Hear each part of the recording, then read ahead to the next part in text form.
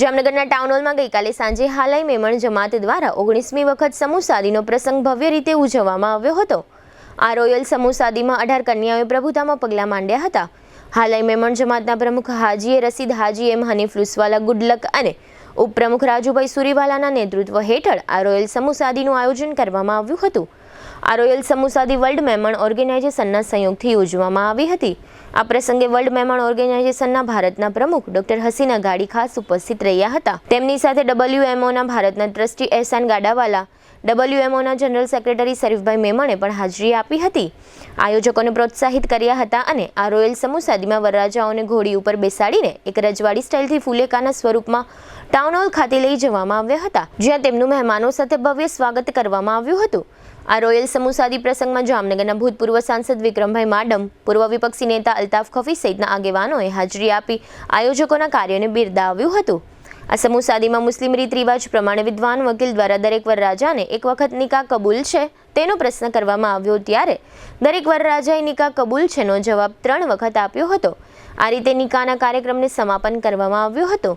આ રોયલ સમૂહ શાદીમાં દીકરી અને દીકરા પક્ષ સગા સંબંધીઓ બહોળી સંખ્યામાં ઉપસ્થિત રહ્યા હતા। રોયલ સમૂહ શાદીના કાર્યક્રમ પહેલા આયોજકો દ્વારા મેમણ સમાજના ઘણા આગેવાનોનું ભવ્ય સન્માન પણ કરવામાં આવ્યું હતું। આયોજકોના આમંત્રણને માન આપીને GTPL જામનગર ન્યૂઝના મેનેજિંગ એડિટર જયેશભાઈ રૂપારેલિયા પણ આ રોયલ સમૂહ શાદીમાં હાજરી આપી હતી। આ રોયલ સમૂહ શાદીની વધુ વિગત મેળવવા માટે હાલાઈ મેમણ જમાતના પ્રમુખ રસીદ હાજી એમ લુસવાલા ગુડલક તેમજ ઉપપ્રમુખ રાજુભાઈ સુરીવાલાની મુલાકાત લીધી હતી।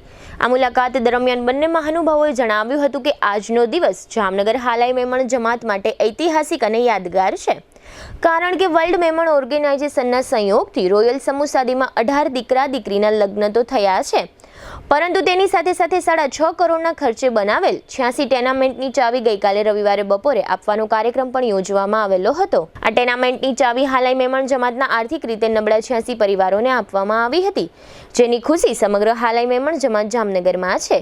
આ 86 ટેનામેન્ટ 6.5 કરોડના ખર્ચે અનમોલ પાર્ક મોરકંડા જામનગર ખાતે તૈયાર કરવામાં આવ્યા છે। લાભાર્થીઓને ચાવી હેન્ડઓવર કરવાના કાર્યક્રમમાં પણ WMOના ચેરમેન ડોક્ટર હસીન અઘાડી અને WMOના ટ્રસ્ટી એહસાન ગાડાવાલા ખાસ ઉપસ્થિત રહ્યા હતા। વધુમાં રસીદ લુસવાલા ગુડલકે જણાવ્યું હતું કે અમારી વૈશ્વિક સંસ્થા WMOએ અમોને જામનગરમાં સારામાં સારી સ્કૂલ અને કોલેજ બનાવી દેવાની પણ ઓફર કરી છે। આવતા દિવસોમાં અમો સ્કૂલ અને કોલેજ માટે સારી જગ્યા શોધીને આ પ્રોજેક્ટને પણ અમો સંપૂર્ણપણે બનાવી હાલાઈ મેમણ જમાત જામનગરને સુપરત કરીશું। આમાં રોયલ સમૂહ શાદી બાદ દીકરી અને દીકરાના પરિવારોએ એકબીજાને ગળે લગાડીને સાલ ઓઢાડી સન્માન કર્યું હતું। આમ ગઈકાલે હાલાઈ મેમણ જમાતનો કાર્યક્રમ ખૂબ જ સારી રીતે સમાપન કરવામાં આવ્યો હતો। GTPL જામનગર ન્યૂઝ તથા રસીદ લુસવાલા ગુડલક અને રાજુભાઈ સુરીવાલા વચ્ચે થયેલ વાર્તાલાપના આ રહ્યા મુખ્ય અંશો। GTPL જામનગર ન્યૂઝમાં તમામ સ્વાગત છે। આજે અમે લોકો જામનગરના ટાઉન હોલ ખાતે આવ્યા છે અને ખાસ કરીને અહીંયા એક મોટો ભવ્ય પ્રોગ્રામ હતો।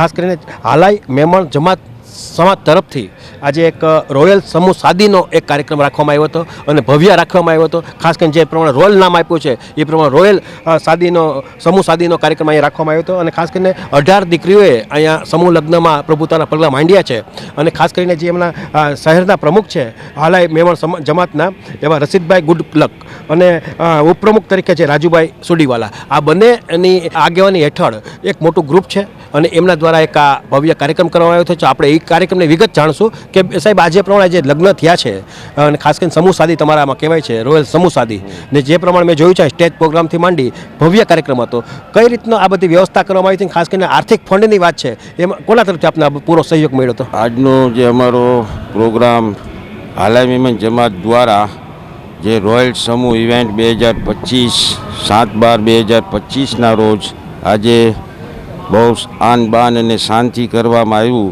જેમાં ખાસ કરીને અમારે સાથ સહયોગ અને world Memon organisation Mumbai chapter તરફથી પૂરો આયોજનનો અમને સ્પોન્સરશીપ મળી અને એમના તરફથી પૂરું આ મેં અને મારા ઉપપ્રમુખ રાજુભાઈ સુરીવાલા અને અમે આખી ટીમ સાથે મળી અને આ કામ કર્યું છે।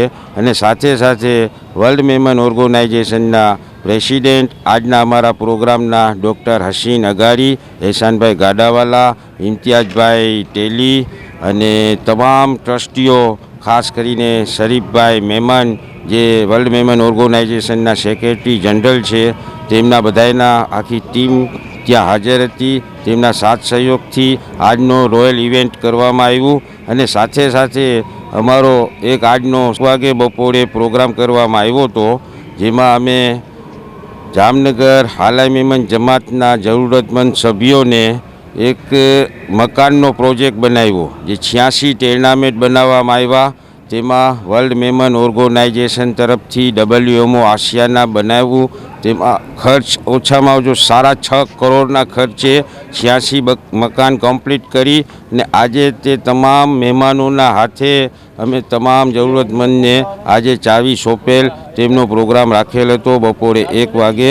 અને વર્લ્ડ મેમન ઓર્ગેનાઇઝેશનનો હર હંમેશ હાલાઈ મેમન જામનગર જમાતને સાથ સાકાર અને સપોર્ટ હોય છે. રાજુભાઈ, આજનો જે કાર્યક્રમ છે, જે આપણો લગ્ન પ્રસંગનો જે પ્રસંગ હતો, તો એની અંદર કેટલોક અંદાજે ખર્ચ કરવામાં આવ્યો છે? ખાસ કરીને દીકરીઓને કરિયાવરમાં શું આપવામાં આવ્યું છે? આજનો જે સમૂહ શાદીનો પ્રોગ્રામ હતો, અમારો જે રોયલ સમૂહ શાદીનો પ્રોગ્રામ હતો, જે અમારા સમાજમાં ચોખ્ખા પૈસે કરવામાં આવે છે, તેનો ખર્ચો અંદાજે 25 લાખ રૂપિયા જેટલો થાય છે.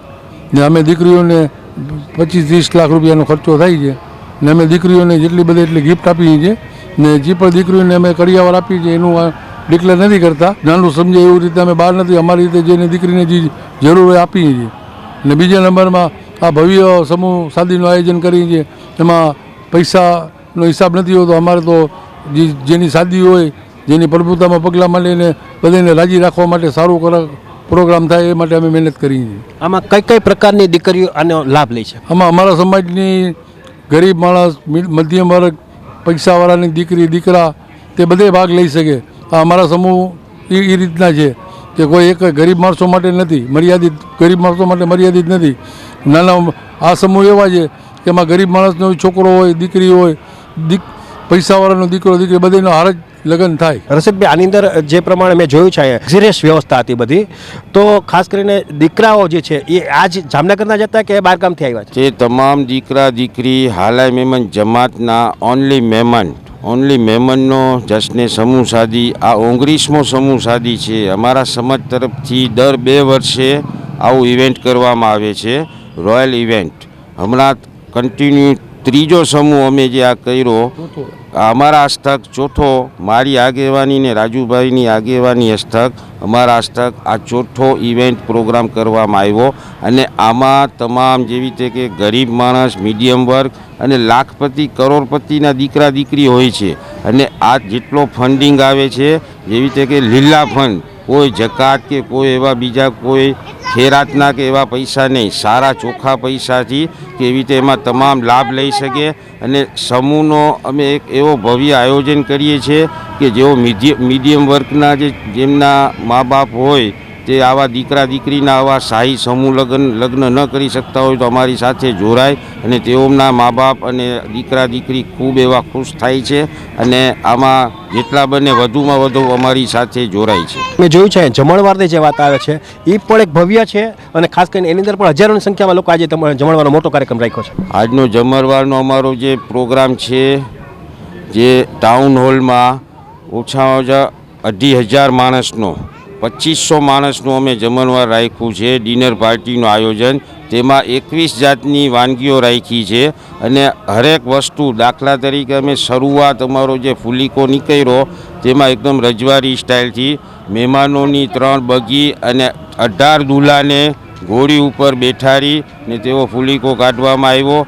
આન બાન અને શાન રજવાડી સ્ટાઇલથી સમૂહ શાદી કરવામાં આવે છે.